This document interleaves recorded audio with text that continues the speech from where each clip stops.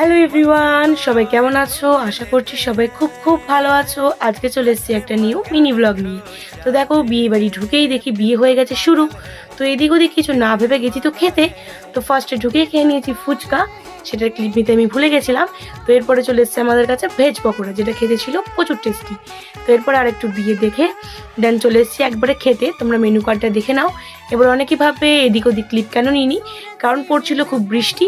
তো বাড়ি আসার খুব তাড়া ছিল, তাই তাড়াতাড়ি বসে গেছি খেতে। তো কথা বলতে বলতে দেখো কত কিছু পড়ে গেছে। প্লেটে পড়ে গেছে লেবু, স্যালাড, ফিশ কাটলেট আর সস। তো এটা দিয়ে খেয়ে নিয়েছি, খুব টেস্টি ছিল। দেন পড়ে গেছে পাতে হচ্ছে fried rice with chana masala.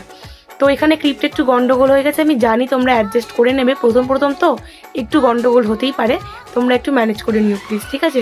তো এটাও খেতে খুবই টেস্টি ছিল।